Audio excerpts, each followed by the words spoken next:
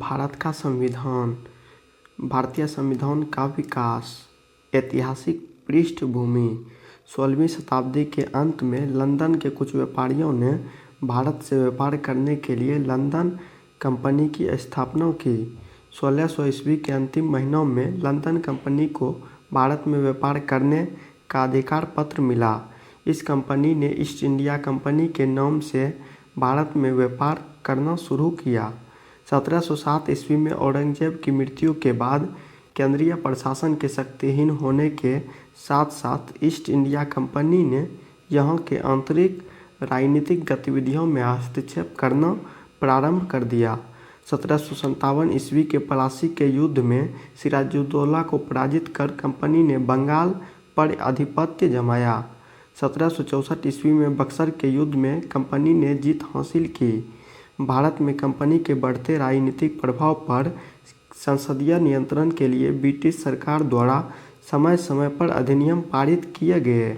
इन अधिनियमों ने भारतीय संविधान के निर्माण के लिए एक आधार तैयार किया। 1773 का रेगुलेटिंग एक्ट। तत्कालीन ब्रिटिश प्रधानमंत्री लॉर्ड नॉर्थ द्वारा गोपनीय समिति की रिपोर्ट पर 1773 में ब्रिटिश संसद द्वारा यह एक्ट पारित किया गया। इसका मुख्य उद्देश्य कंपनी में व्याप्त भ्रष्टाचार एवं कुशासन को दूर करना था। मद्रास एवं बम्बई प्रेसिडेंसियों को कलकत्ता प्रेसिडेंसी के अधीन कर दिया गया। कलकत्ता प्रेसिडेंसी के प्रमुख को गवर्नर की जगह गवर्नर जनरल कहा जाने लगा। गवर्नर जनरल और उसकी परिषद इंग्लैंड स्थित निदेशक बोर्ड के प्रति उत्तरदायी था।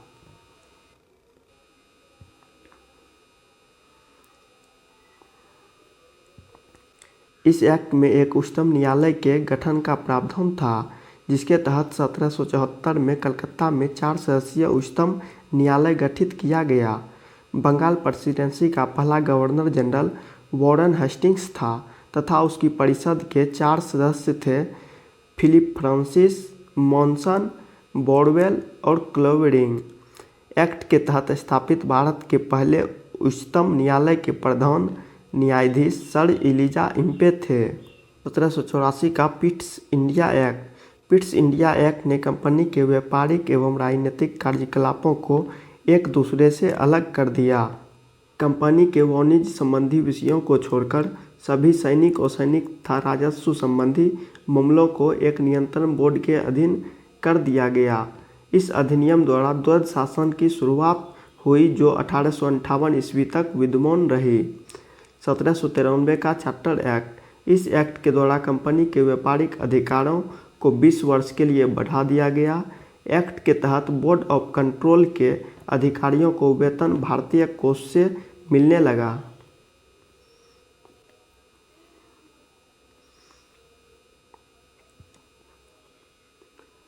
1813 का चार्टर एक्ट। इस एक्ट के अंतर्गत कंपनी के भारतीय व्यापार के एकाधिकार को समाप्त कर दिया गया, किंतु चीन से व्यापार और चाय के व्यापार का एकाधिकार बना रहा।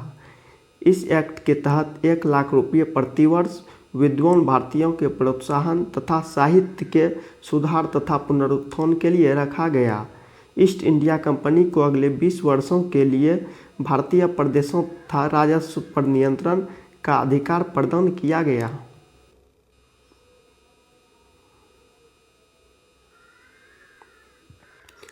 1833 का चार्टर एक्ट। भारत में अंग्रेजी शासन के दौरान संविधान निर्माण के प्रथम धुंधले संकेत इस एक्ट में मिलते हैं। इस एक्ट से कंपनी के व्यापारिक एकाधिकार को समाप्त कर दिया गया। उसे भविष्य में केवल राजनीतिक कार्य ही करने थे। इस एक्ट के द्वारा भारतीय प्रशासन का केंद्रीकरण किया गया। बंगाल का गवर्नर अब भारत का गवर्नर जनरल बना दिया गया। लॉर्ड विलियम बेंटिक भारत के पहले गवर्नर जनरल बने। विधायी कार्य के लिए परिषद का विस्तार किया गया, जिसमें पहले 3 सदस्यों के अतिरिक्त एक विधि सदस्य जोड़ दिया गया। इस एक्ट के द्वारा गवर्नर जनरल की सरकार भारत सरकार और उसकी परिषद भारत परिषद कहलाने लगी।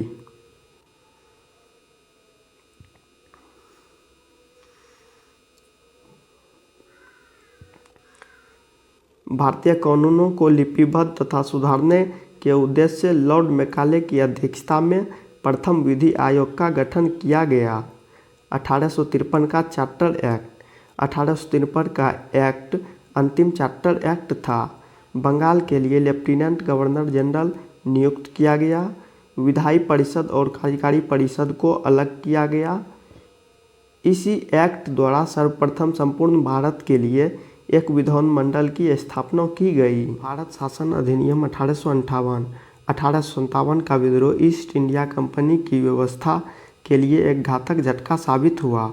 यह एक्ट 1858 का भारत के उत्तम प्रशासन के लिए act the act for the good government of India बना। इस अधिनियम द्वारा भारत के शासन को कंपनी के हाथों से निकालकर ब्रिटिश क्राउन को सौंप दिया गया। इस अधिनियम द्वारा 1884 में ईस्ट इंडिया एक्ट के द्वारा लागू द्वैध शासन प्रणाली को समाप्त कर दिया गया।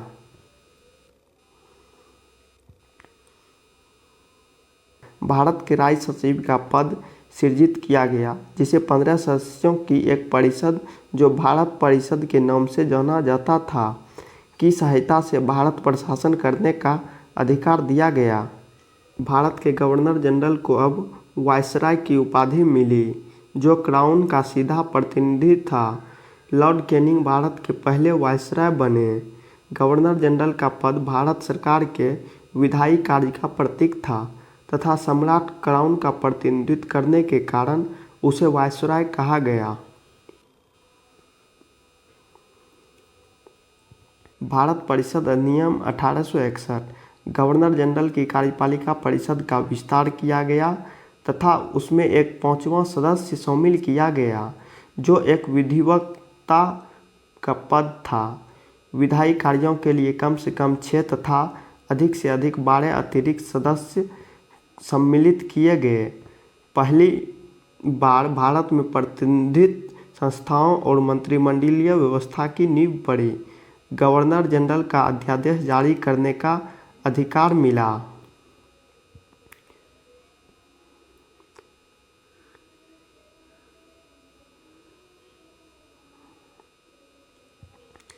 गवर्नर जनरल को बंगाल, उत्तर पश्चिम सीमा प्रांत और पंजाब में विधान परिषद स्थापित करने की शक्ति प्रदान की गई। भारतीय परिषद अधिनियम 1892। गवर्नर जनरल की परिषद में अतिरिक्त सदस्यों की संख्या बढ़ाकर कम से कम 10 एवं अधिक से अधिक 16 कर दी गई। इसी प्रकार प्रांतीय परिषदों में भी अतिरिक्त सदस्यों की संख्या बढ़ा दी गई। परिषदों को शर्तों एवं प्रतिबंधों के साथ वार्षिक बजट पर विचार विमर्श करने तथा प्रश्न पूछने की शक्ति दी गई और प्रत्यक्ष चुनाव प्रणाली की शुरुआत हुई।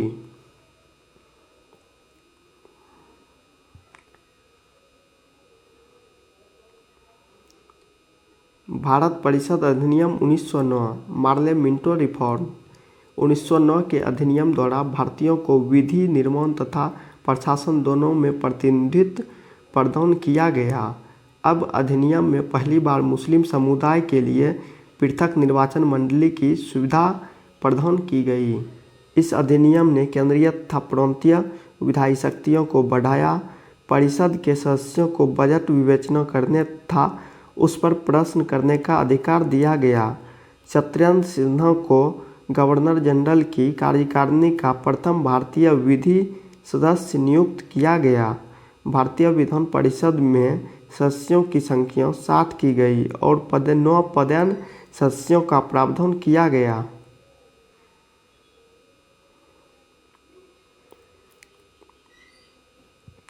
भारतीय परिषद अधिनियम 1919। मॉन्टेग्यू चेम्सफोर्ड सुधार। इस अधिनियम के तहत द्विसदनीय व्यवस्था स्थापित की गई। केंद्रीय विधान परिषद का स्थान राज्य परिषद, उच्च सदन तथा केंद्रीय विधानसभा निम्न सदन वाले द्विसदनीय विधानमंडल ने ले लिया। राज्य परिषद में सदस्यों की संख्या 60 थी, जिसमें 34 सदस्य निर्वाचित होते थे। राज्य परिषद का कार्यकाल 5 वर्ष का था।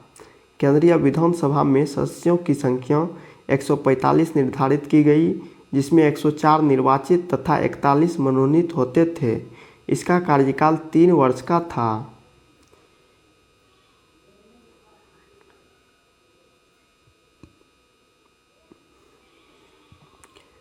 सदस्यों का चुनाव सीमांकित निर्वाचन क्षेत्रों द्वारा प्रत्यक्ष रूप से किया जाना था। निर्वाचन के लिए अर्हताएं सांप्रदायिक समूह, निवास और संपत्ति पर आधारित थी।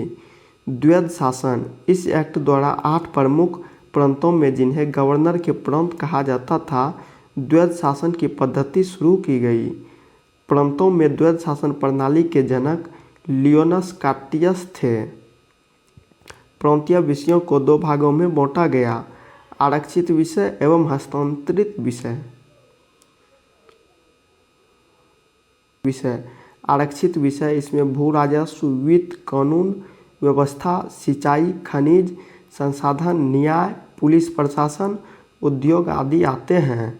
हस्तांतरित विषय, इसमें शिक्षा, लोक स्वास्थ्य, कृषि, मापतौल, स्थानीय स्वायत्त शासन, सार्वजनिक मनोरंजन पर नियंत्रण, आबकारी आदि प्रमुख हैं।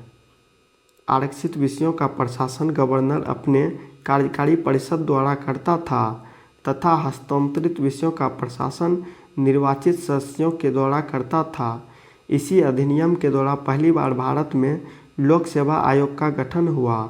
साथ ही पहली बार लोक लेखा तथा वित्त समिति का गठन हुआ। भाषाई आधार पर राज्यों के पुनर्गठन की सिफारिश मोंटफोर्ट रिपोर्ट 1918 द्वारा की गई थी।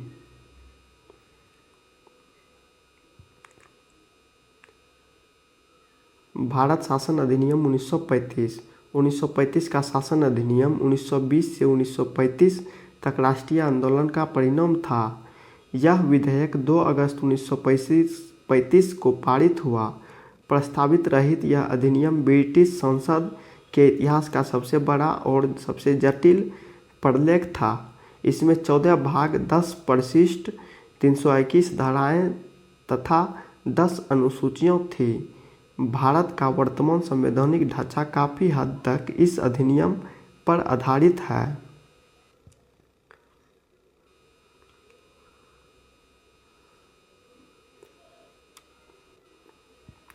इस अधिनियम की सबसे उल्लेखनीय विशेषता यह थी कि ब्रिटिश प्रांतों तथा संघ में शामिल होने के लिए तैयार भारतीय रियासतों का अखिल भारतीय संघ बनाने का प्रावधान रखा गया।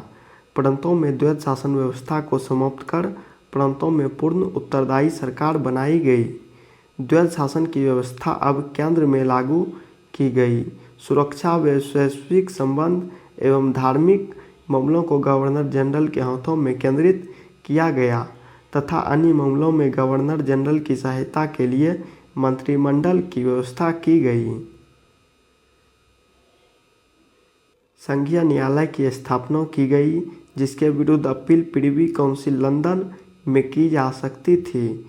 इस अधिनियम के तहत वर्मों को भारत से अलग कर दिया गया और उड़ीसा तथा सिंध 2 नए प्रांत बनाए गए। सांप्रदायिक निर्वाचन पद्धति का और अधिक विस्तार किया गया। प्रधानमंत्री, प्रीमियर तथा मंत्री, मिनिस्टर जैसे शब्दों का प्रयोग पहली बार किया गया। भारत स्वतंत्रता अधिनियम 1947। माउंटबेटन योजना के आधार पर ब्रिटिश संसद ने भारतीय स्वतंत्रता विधेयक 18 जुलाई 1947 को पारित किया। इस अधिनियम को 4 जुलाई 1947 को प्रस्तुत किया गया था। इस अधिनियम में 2 डोमिनियन, पाकिस्तान और भारत की स्थापना के लिए 14 एवं 15 अगस्त 1947 की तारीख निर्धारित की गई। बंगाल और पंजाब में 2-2 प्रांत बनाए जाने का प्रावधान किया गया।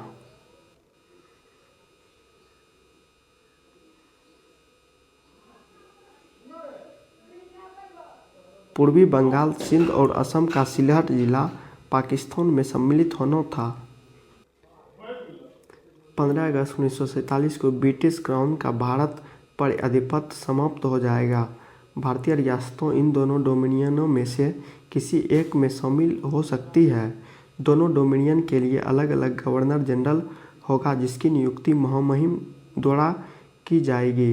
दोनों डोमिनियन की स्वतंत्र सत्ता को मान्यता दी गई तथा उन्हें ब्रिटिश कॉमनवेल्थ से अलग होने का अधिकार भी दिया गया।